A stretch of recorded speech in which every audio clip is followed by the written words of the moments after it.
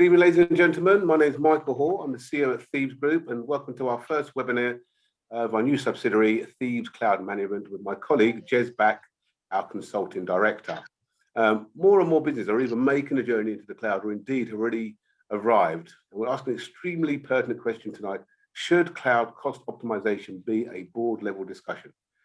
We are joined respectively tonight by industry professionals, so Kenneth Alyssa, OBE, Non-Executive Chairman of Thieves Group, and Jack Bishkoff, Regional Vice President and Amir Aptio for the TBM Council. At 6:15, I will open the floor to any questions you may have. So please feel to communicate via the Q&A questions located at the bottom of your screen. So without further ado, I'd like to hand you over to the panel to discuss questions. Should cloud cost optimization be a board level discussion? Thanks. Hi, Mike, and thank you very much, and welcome to everybody for joining. So I think a bit of a level set. If we look back to 2019, Gartner was predicting that global public cloud infrastructure spend was going to be about $206 billion. And then they revised that very recently to $354 billion for the end of next year, which clearly is a bit of a step change. Now, for boards, where they really focus on strategy, risk, and compliance, and making sure that they've got the security and the comfort of knowing exactly what's going on in the organization in terms of how those things are managed, clearly this is now starting to become a bit of a conversation, or at least it is from my perspective. So Kenneth, what's your take as a board member of many organizations? Well, the short answer to the question is yes, it should be a board level discussion. But I feel that it probably needs a little bit more elaboration. And to think about this, let's start with the context. So if you're in business today, which is everybody who's watching this video or on this call, there are three big existential impacts that have affected us in the last year and will therefore affect the runway going forward. First of all is the pandemic, obviously. Secondly, if you're trading in the UK or the European Union, there is Brexit.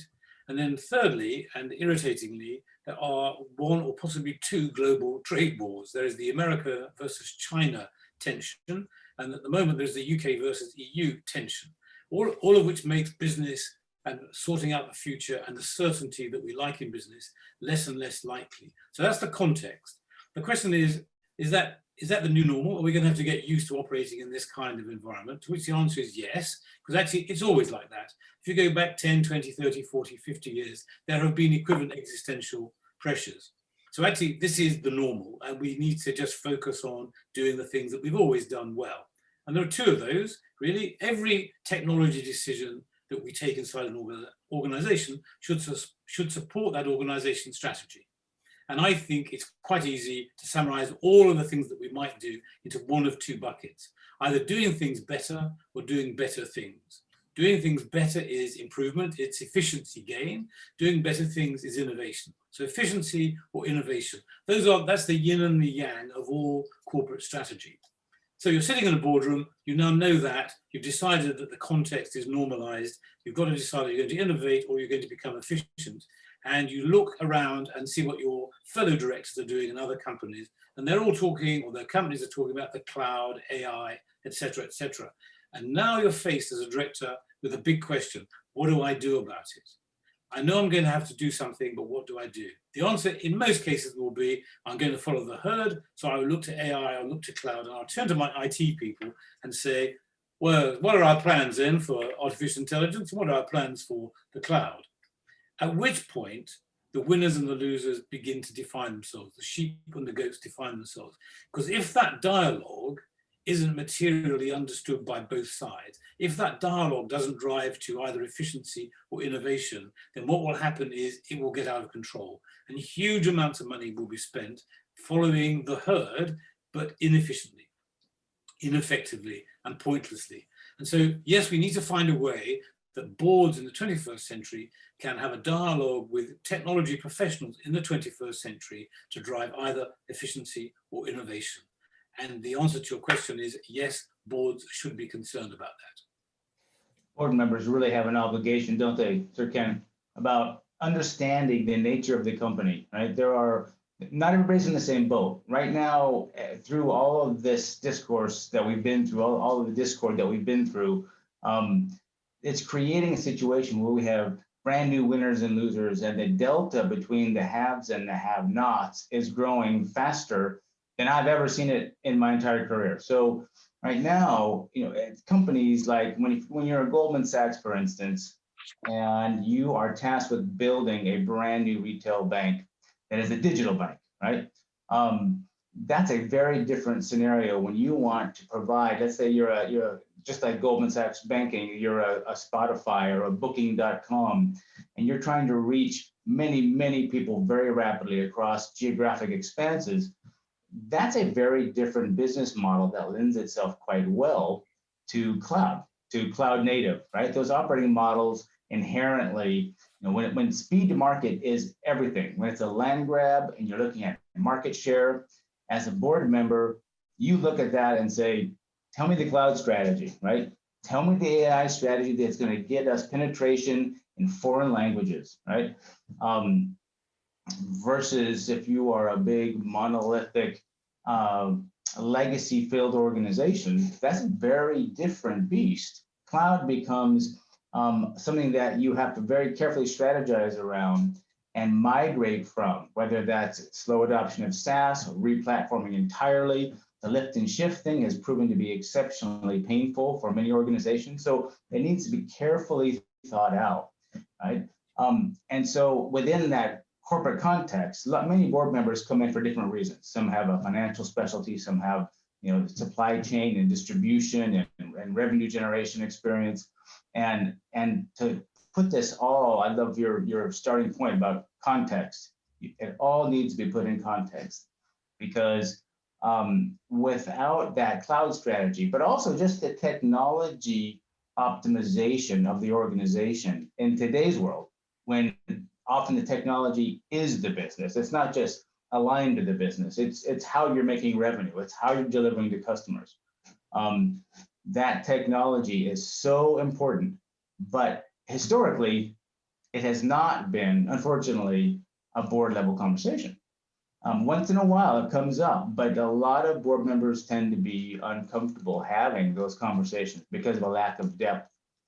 And so I think that's really where we start looking at how do we make this a comfortable conversation? How does it get introduced? Yeah, I couldn't agree more, Jack. I think, as I said right at the top, risk is one of the three things that just about every board director in the land really, really cares about. And it is a number one conversation that's going on. And just sticking with the cloud rather than the entire technology portfolio, it can be a really complex and costly process to migrate, maintain, and mature. And then when you have organizations that statistically, many overspend as much as 50%, that's some huge risk.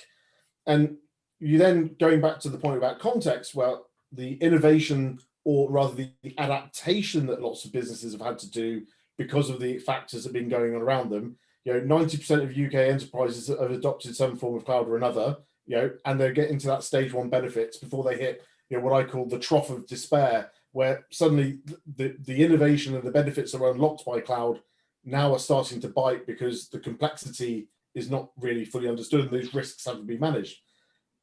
If board members aren't really aware or can understand what those risks are or what their implications are to the business strategy, that's a really worrisome place.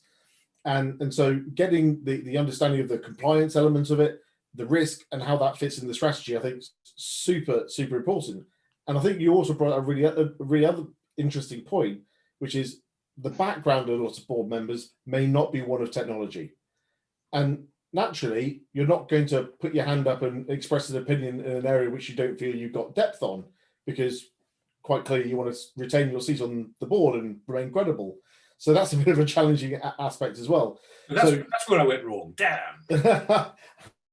That's I very much doubt again. But yeah, I think the really interesting sort of part about that is, well, then what techniques can be used, and drawing on your experience from the TBM Council and from your experience as a technologist on a board. So again, I mean, what sort of techniques have you used in your conversations to educate, enable, empower board members to ask these risk questions? Can I go first? I want to undermine an assumption that somebody who obviously hasn't served on a major company board has made. The mythology of being on a board is, I'm afraid, it's not as glamorous or as intellectual as you've begun to make it sound, but I like the way you described it. Actually, on a board, we generally reduce these things down to relatively easy parameters. So even risk gets reduced down to relatively easy parameter.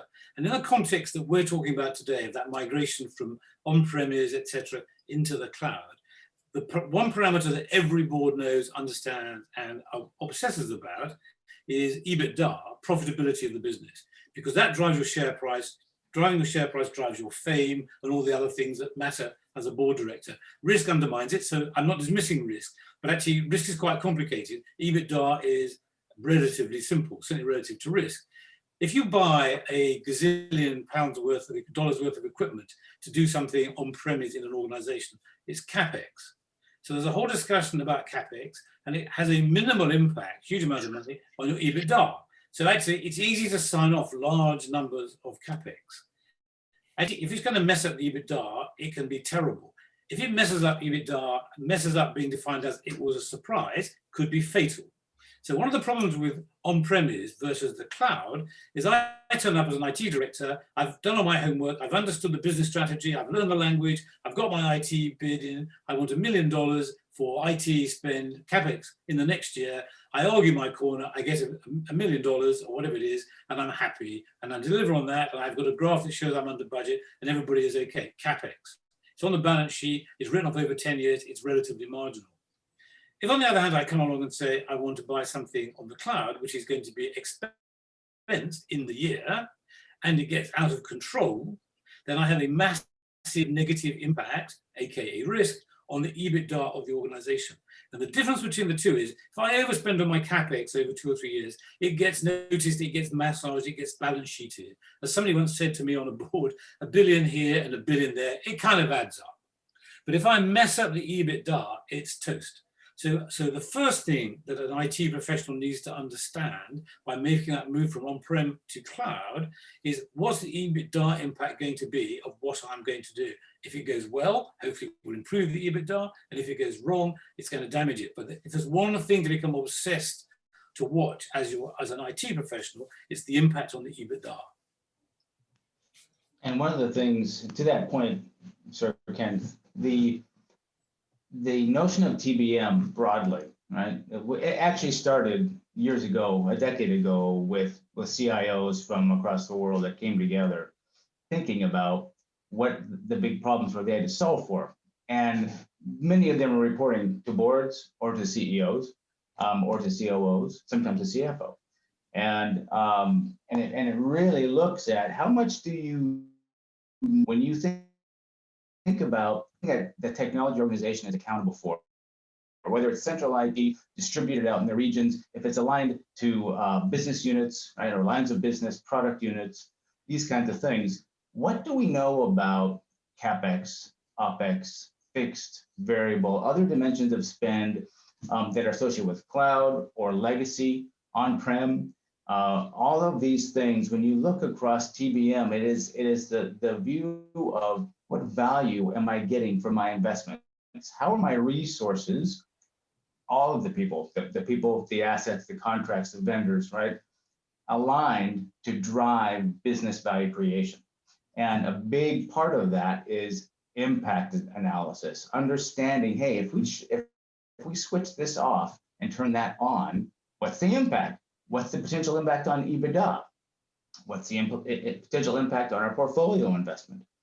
How does this directly align? That as a board member, you would be very interested in understanding how this aligns to our growth strategy, how this aligns to optimizing customer share of wallet, or new customer onboarding, things that impact experience, revenue, margin, right?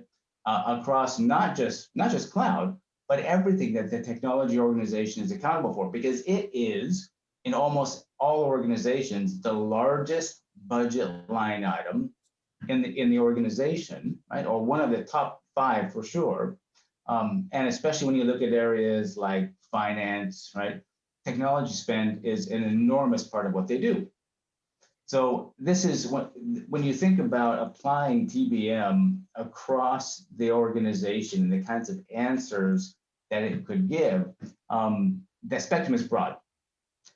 And so it's kind of, it can be intimidating for a board member. So I always, when I think about how this gets introduced to a board member, it's almost like a crawl, walk, run approach, right? Because that context is so important, the ability to ask some of the more simplistic questions. Can you demonstrate this alignment of our investment? What that investment is comprised of: CapEx, OpEx, fixed, variable. What kind of commitments are we making, and how does it support our strategy directly? Those are critical questions that that every CIO should be able to answer and help answer with the CFO to the board, you would think. But I have a good friend that I've known for years. He started out as a customer 20 years ago, as a friend now. He was a CFO for one of Europe's largest insurance companies and the world's largest chemical distributor. And he said, Jack, I've had CIOs reporting to me most of my career, and I've sat on boards most of my career. And most of those CIOs have reported to me poorly because they weren't ready to show up at the table to tell me about and discuss things with options that were relevant to the business. And that's really, that's my experience right now. And that's changing in a very big way. Are you seeing the same thing? So yes. Yeah, well, so the good news is yes. And I think I'm old enough to remember when we used to have DP managers who ran computers, and they were generally people who nobody could understand, and they didn't care.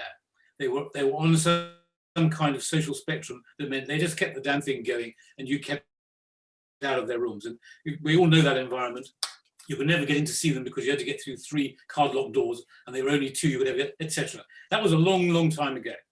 And through the years I've been around in industry, I've seen the understanding and appreciation of technology grow orders of magnitude in that time. So the good news is the atmosphere is very different. The second I'd say is, and this is always a problem, a definitional problem, which is what is technology? You made a point just then, Jack, that actually everything is becoming technology now. I remember once having an argument with a colleague of mine in my day job about whether or not organizations like Amazon were actually tech businesses or retail businesses. And I argue they're tech businesses because I'm a techie, and therefore they're tech businesses because all the world is techie. And his point was, well, on that logic, and they're also electricity businesses, and he listed another 9 adjectives. Essentially, technology is now just one of the utilities within an organization, whereas it used to be this weird thing on another building on the other side of the car park. Lots of IT directors, CIOs, have yet to make that metaphorical journey across the car park to join the core business. And I just lost a CIO in one of the organizations that I'm chairman of, who got cross because his budget was reduced, which meant he couldn't do the things he wanted to do. But when asked to explain why the things he wanted to do, or rather the lack of them, would have a deleterious effect on our customers, he had no understanding of the question. Which reminds me of a famous presentation I went to when a very senior man in the industry spoke to a group of non-executive directors. It was a breakfast, so we're all grumpy because it's early in the morning, and there's always rubber, eggs and so on being delivered to us. And this chap got up and he said, I'll never forget this, he said, here is a simple message to non-executive directors about IT professionals. And he was an IT professional in a big outsourcing company. He said, when your IT director or CIO comes to the board and asks for a large amount of money to be spent on the IT strategy, fire him. And I remember this, no one was paying much attention, we were all farting around with the food. Everybody stopped and looked up.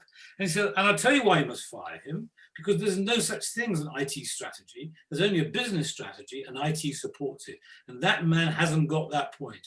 And I thought that was one of the most profound messages about why the guy on the other side of the car park either stays there and we don't care, or crosses the car park to the mainstream business. So the way to have the dialogue, because it's as unreasonable to expect a CIO to be totally versed in the operations of the business as it is to expect a non-executive to be totally versed in the language and realities of IT.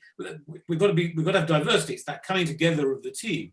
You don't expect goalkeepers to score goals and strikers to defend goals. We've all got different things to do, but we have to have a common language. And the common language actually does start with EBITDA and the balance sheet, but it's not much more complicated. And you used the term return on investment.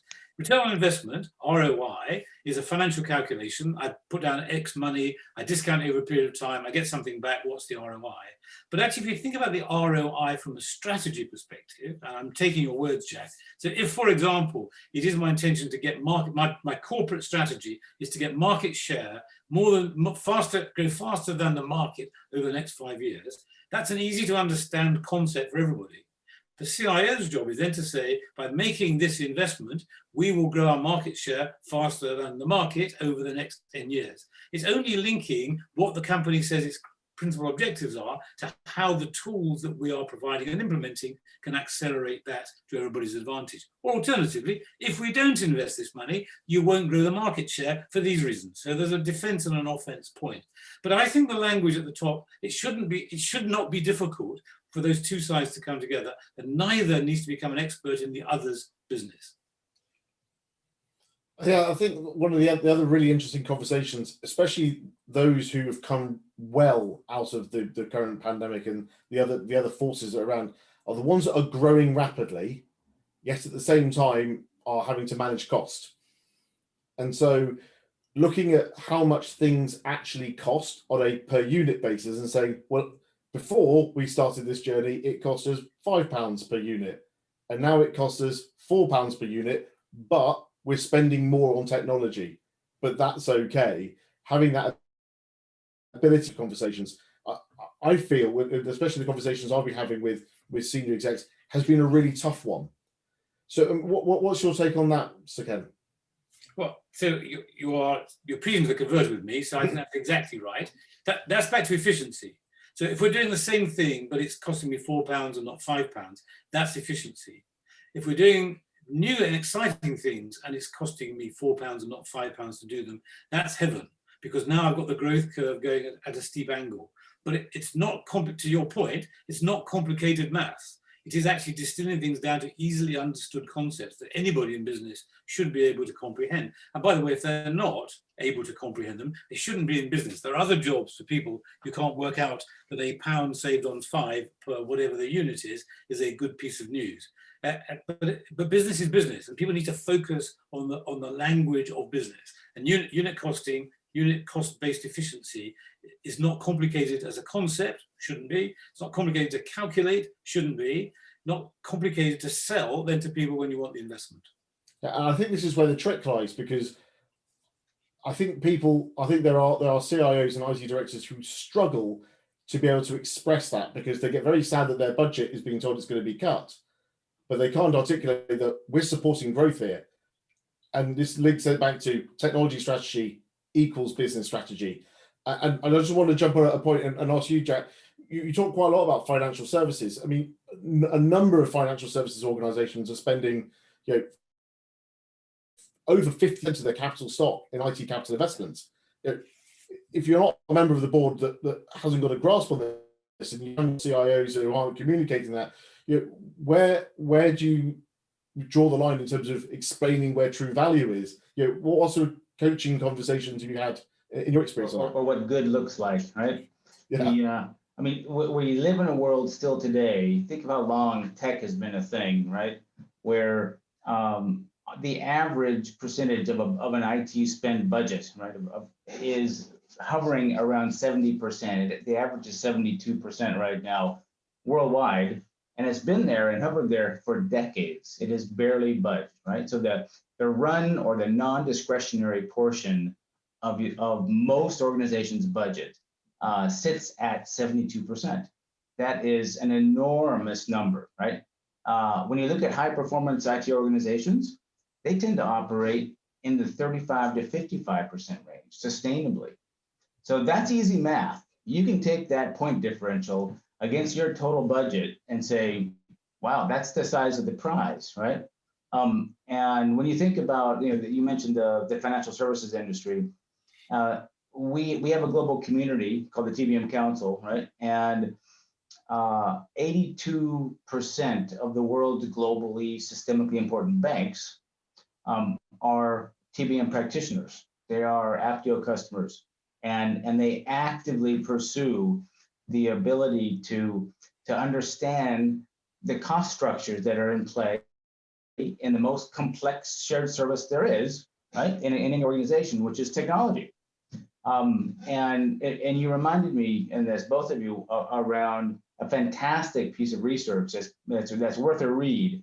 The Harvard Business Review went back over about 5 decades and 4 major economic downturns, and looked at the 9%. They went over thousands and thousands and thousands of companies. It was the largest study of its kind ever done that I'm aware of.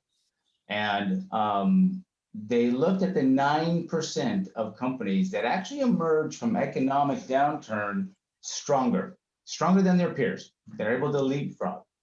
And part of how they do that is, one, not having a knee-jerk reaction to cutting off innovation spend in an organization, right? And whether that is an acquisition, whether that is cherry picking scarce resources from the competition, or whether that is investing in strategic new capabilities from a technology perspective, they maintain that and they seek to fund it by reducing operational costs.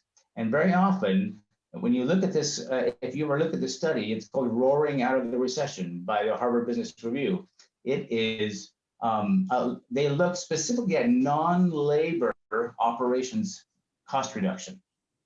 And if you're sitting in a technology organization and you don't, you're not one of the 9%, you're looking at your stack across the organization thinking, labor is my most expensive piece of this, right?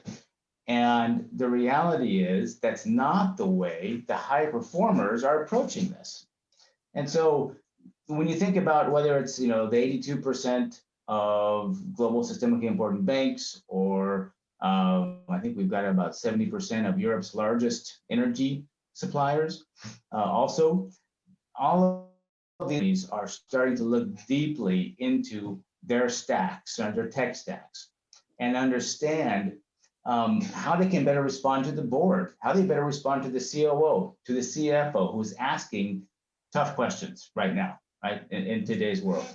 And I think that's really where a board can help push the buttons a little further, right, by asking the right things about value creation, optionality. Don't come to me. I love your example earlier, Mr. Kenneth, about CIOs that show up and they just want to ask for more budget and they can't explain the one they already have. And tell me about options. Don't tell me about what you need. Tell me about what to do and what the best options are and how we're going to create for this company, right? Tell me about costs that inform strategy, like cloud, like how we're going to move into a half a dozen geographies simultaneously, right? Like that's the kind of stuff that you can begin to have a conversation around. Value creation, optionality, and risk profile is obviously one of those. But like you say, it gets complex very, very fast. So I think one of the interesting things about this particular economic downturn is it has forced changes in business models because people have been locked in their homes. And so naturally, retail organizations can't have people going to their shops, so they've had to go online, for example, and things like that. Do you perceive that the boards and leaders are looking at the forced change in business model as opportunities, as survival, or as, well, we're just going to stick with what we've got and we'll be okay? What sort of things are you seeing, again? Well, what I'd like to see is spot what you've just said. I fear that's not the case. I fear in the people that I speak, the boards are actually really worrying about the recession, so they're focused on not sinking at the moment. I can't do an enormous global generalization, but the people I speak to worried about how they're to their strategic objective of 5 or 10 years out, and much more about how they're going to get to next month.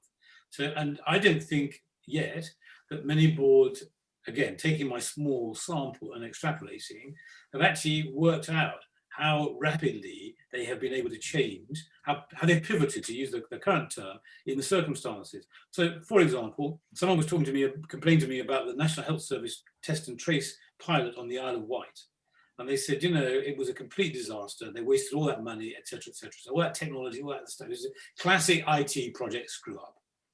And I said, well, it was a prototype, you know, and you do a prototype to experiment to see whether something works or not. And it took them 11 weeks from start to cancelling the project to realize that what they were trying to do had been frustrated by all the symptoms we now know, facts we now know, and they couldn't do it. 11 weeks. I said, I used to try and sell to the NHS. It would take me 11 weeks to return my phone call. The metabolic rate has changed out of all recognition. Now, people on the front end dealing with customers know that, and they're doing all the pivoty things that they have to do.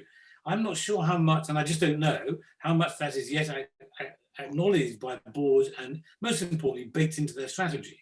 So I suspect, and here's a test for our audience, I suspect that the majority of organizations looking to roll out tech change are still thinking about a 3-year cycle to do that, even though they would have gone to Zoom or Teams over a weekend in the summer, as opposed to doing a feasibility study, a market study, and all those kinds of things for video conferencing that they would have done before COVID. So I think there's a golden opportunity for IT professionals to get ahead of the curve with their boards by showing them, A, what they've achieved through the pandemic, which has been amazing, and then secondly, how that can now be applied to the company's strategy. I think there is a carpe diem moment for IT professionals, which we haven't had before. There's no, I mean, probably Y2K was the last time anybody cared to ask an IT professional what was happening, and that was all slightly embarrassing in the end. This is a really big opportunity for CISOs and CIOs to be able to say, look what I've done in the last 12 months. Look how I've transformed the business model here. You're talking about closing down office buildings. You're talking about doing all these other things because I have delivered a platform that has made that possible. Now listen to me about what else I can be doing, as opposed to knock on the door, could I have some more money for my budget next year? So I think I would say this is a really golden moment for true IT professionals. We have board members that have told us about how they've been forced to do through this pandemic things on their digital agenda in the span of 2 to 3 months, some of them 5 or 6, that they had on their 3-year roadmaps, right? Yeah. Things that they were not planning on funding, on implementing, they were still assessing, doing trial and error, trying to fail fast, that then just had to be executed. And this has been an enormous opportunity for them to push forward with that. I'm also seeing right now more, like I said earlier, what I would call land grabs.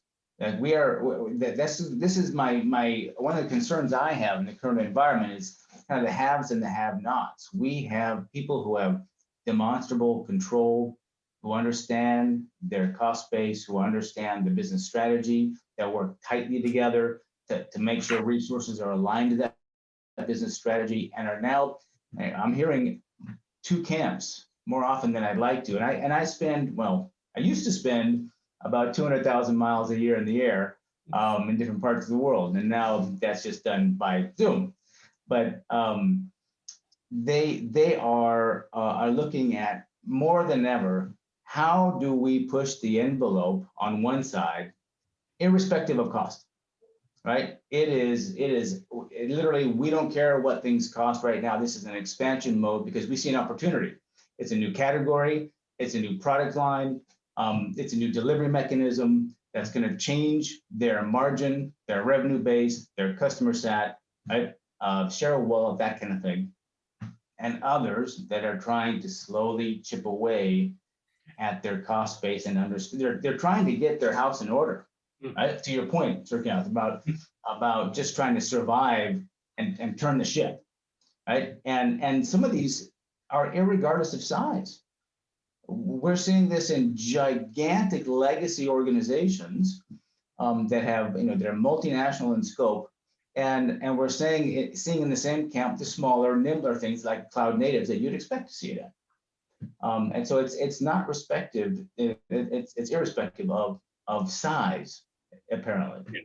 Yeah, I think that's a really interesting point. That reminds you of the book Blitzscaling, of where you make the conscious choice to sacrifice efficiency for speed, and actually, in doing so, that those land grab moments you describe, those are going to be the people who are going to be the winners, who come out of this cycle of financial hardship, as the winners. So in terms of sort of providing the counterpoints to that, in terms of making sure that we have that understanding, technology business management as a discipline is clearly a very good thing to do. And I remember one of our previous conversations, Jack, you talked about how very nearly, I think it was a quarter of all global IT spend is influenced by technology business management practitioners.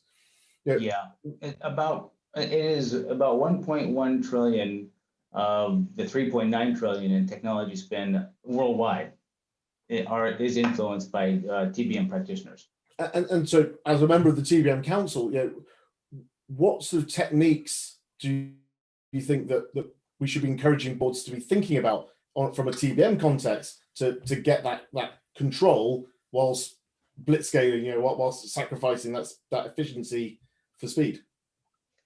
We have literally seen, and this is rare, but we have in Europe a big European insurer. We've had a CEO that got wind of TBM and saw. I'm not even sure where he saw it. It was a presentation I think he had seen somewhere, and he turned to his CIO and basically said, he sent him a note, said, I want some of that. Go do that, right? and all of a sudden the phone rang and there was an inquiry. But that's exceptional. I would say there are lots of incremental places to start with technology business management, right? It's an expansive area. It covers costing, billing, agile, cloud, right? It covers benchmarking, all of the things that, even the planning cycle. So it's an interconnected life cycle of things that really you need to look at your own organization and your corporate context, like you first started with, Sir Kenneth, and figure out where are the biggest pains and where are the biggest benefits for you. Is it understanding the cost base and then having that conversation around how we fund greater innovation by almost self-funding more innovation, right?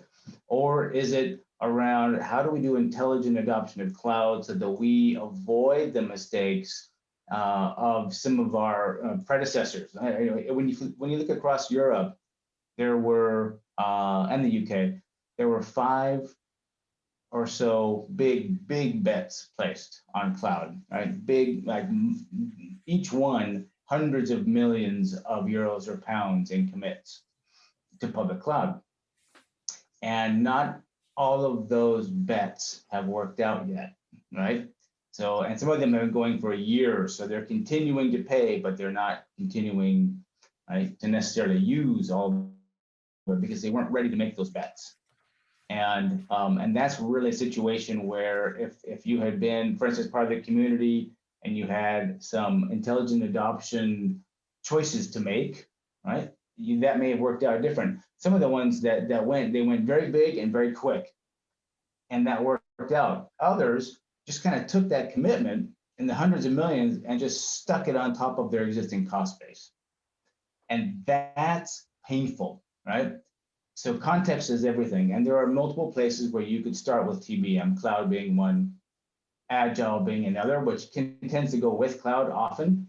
As the words of one of our CIOs on one of these panels just last week said, he said, I'm not sure that it's causal, but it's definitely correlated, right? The adoption of agile to fund innovation and drive innovation and the accompaniment of cloud.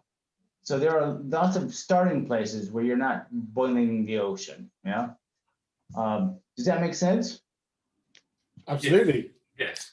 And I would say, to bring it back to my opening remarks, there's a yin and a yang here. I'm doing things. I'm trying to get efficient. I'm trying to do innovation. There's not a clear line. There's obviously an overlap between them, but at the yin and yang level, that makes sense.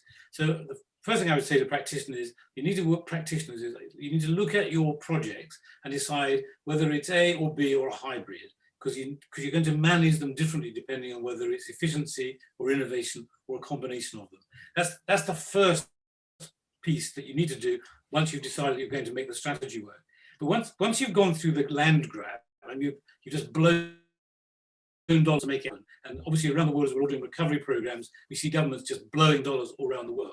There comes the next bit, there comes a hangover, when you then have to deal with the consequences of that. And what we're seeing from a Thebes perspective is there is a big issue here with cloud, in that people just go out and spend loads of money to get the thing done. That's okay, innovation, and then they have to live with the legacy of having spent that money. And the hangover is not the best metaphor for this. I have a much better one. When I was very young, married, my wife and I spent a lot of money refurbishing our house, because we so envied the house of a friend of ours, a business colleague of ours, that they had rebuilt 10 years before. And ours was a wreck, and theirs was this palace. And anyway, it really annoyed us. So we emulated, and we eventually got ours up to about the same level. And then about that time they moved. And there's a famous moment when they moved, of this beautiful house that they'd redone themselves. The removal man said to my friend, Mrs. Scoggins, "What do you want us to do with a bag of sand and cement from your hall?" And their hall was, you walked down, it had wall lights, it had paintings on it, it had a coffee table, it was spectacular. And she said, "I haven't got a bag of sand and cement in the hall." He said, "Well, ma'am, here it is." And then she remembered, one day when they were refurbishing the house, they had gone to the builder's yard, they bought various things, including this bag of sand and cement, put it in the garden, because they got guests coming for dinner, and then didn't worry about it, and it started to rain. So they bring it into the hall to get it out of the rain, cover it with a curtain, a cloth, and put a thing on the top, make it into a hall-side table. And it had stayed there for 9 years, and they had completely forgotten that under this cloth was a bag of sand and cement. I would argue that lots and lots of CIOs are waking up to realize they've essentially bought in the cloud lots of bags of sand and cement that they've left there because at the time they bought them it was expedient, and now they're costing too much. And much of what we talk about in the Thebes context of cost optimization is identifying those bags of sand and cement and deciding what you want to do with them. Because if you don't, to Jack's point, you are wasting the opportunity to have dollars freed up to spend on actually more efficiency gains or more innovation. I couldn't agree more. Indeed, with one of the clients I've been working with recently, we have found huge amounts of waste of legacy systems that have been lifted and shifted, and they weren't ever allocated properly to people. And so we were telling people that they actually owned bits of technology. They're going, "No, I don't." And then it finds out actually it belongs to somebody else or should belong to somebody else. And they had no idea it existed. And we've been working with that particular client to literally strip away that waste and just turning stuff off and helping clear up, take those bags of cement out of the home.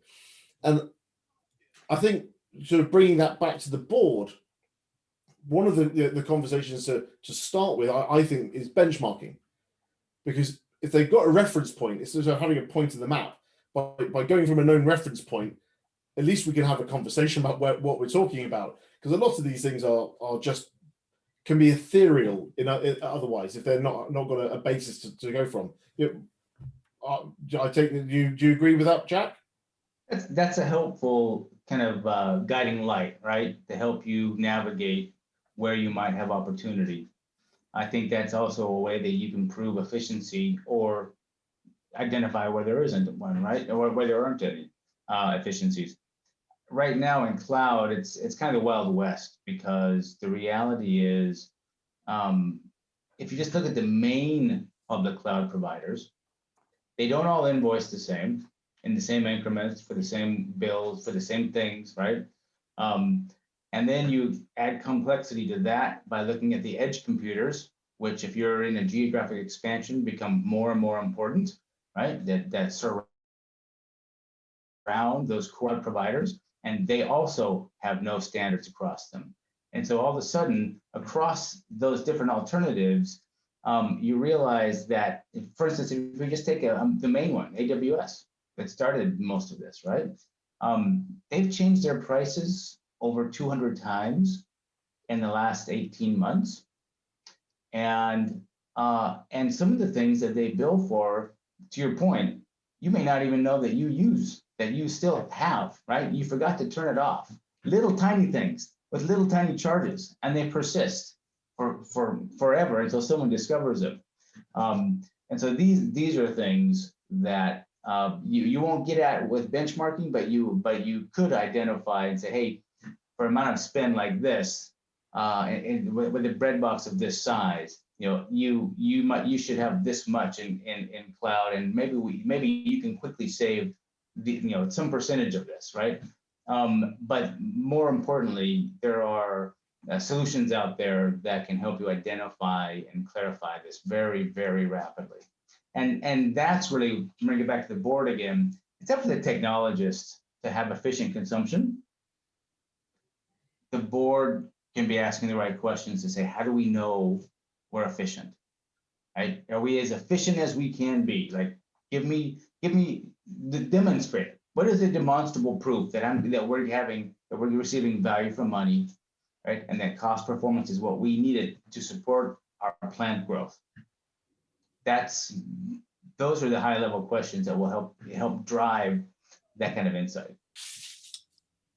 Thank you very much, gentlemen. And some interesting points have been raised and discussed. I'd like to open the floor to the audience to ask some questions you may have. I think we've already got one mic from Will Hall. He says, is the challenge of cost optimization one that is serving legacy and makes the potential value only affecting 10% of the total IT budget rather than 90%? So I think what you're saying is just focusing on the 10%, is that really going to give us as much value in terms of when we look at cloud cost optimization or technology cost optimization, when those people, rather than just lifting and shifting, moving towards cloud native and actually going through transformative work? But I think that's really the basis of the question. Jack, do you want to go first on that one? I think one of the things that we have found over the years, once in a while people discover big opportunities, right? But more often we hear that what really is out there that creates the opportunity is lots and lots and lots of little things that really add up to big numbers, right? And so if part of that is 20% efficiency gain or 10% efficiency gain in the way you consume cloud, and you've got that wrapped into, like, you follow a FinOps practice or something, so that your teams are consistently, efficiently consuming, then you put that across. Then you're working on the other side with your legacy, and you're doing your homework, and you're helping the business understand where it can make different choices, where we can make changes in the organization that will drive out another 5 or 10%. We routinely, and we have two big names. I won't mention them right now, but two very big names in the UK financial district that have saved on the order of 20% of their entire technology cost base. But they didn't do it in 5 big chunks. It came with lots and lots of incremental work. So my answer is back to that yin and yang point, really. One of the problems with innovation versus efficiency is innovation is glamorous and efficiency is dull. And so who wants to be in efficiency? Everybody wants to be in innovation. Actually, efficiency is a great skill, and it can produce, as Jack has just said, enormous returns, but it takes a very different approach. It actually takes a meticulous analytical approach. So that market, the point that Jack made earlier about going for market share, actually you just chuck dollars. Think about Uber when it started out, they just threw dollars everywhere. Or Netflix, they just threw dollars everywhere to get that market footprint. And then they have to start to become efficient. But you've got to get the market footprint first. The point about a really effective company is you separate the philosophies of those two. So you're not confusing the two different things. And you make sure you reward the people who've got the responsibility to do the efficiency gains equally, but not using the same measures as you reward the others. And what measures should you use? Guess what? Fitting the company strategy. So the EBITDA brigade are going to be the people driving efficiency, because every dollar you save is $7 to $25 on the share price. And the guys getting the market share are getting the multiple that gives you the $5 to $25 multiple. So those two things have to work together, but they're not the same thing. So two companies making exactly the same amount of profit can have wildly different valuations, because one is going to demonstrate innovation and one is stable and static. So you get your efficiency is the guy on the efficiency side, so the way you get your effectiveness is the guy on the efficiency side is $1, and the guy on the other side makes that turn to $25. But if you don't say the dollar, it's not going to produce anything at all. So the multiple versus the dollar are the two things to think about. Language of business. There's nobody in a boardroom who doesn't understand the concept of EBITDA times a number gets me to my company value. And that's the starting point for these discussions. I couldn't agree more. I think it starts with transparency, just understanding, even though we accept that we might be doing a lift and shift of legacy technology, and then we're going to modernize it in cloud later, which is broadly inefficient. It's about velocity. But if we've got the transparency, we understand what we've got, then we can deal with it and we can get to those efficiencies. If you don't have that, that's when the problems start. Yeah, I push back slightly. Well, actually, I don't push back because you're absolutely right. If you don't have the transparency, you can't do anything else. So you're absolutely right. So just looking at a big number and saying, "Oh, that's a big number," and moving on. No, you need to be able to break it down. So I would say you need transparency and granularity, but I think that's really what you meant.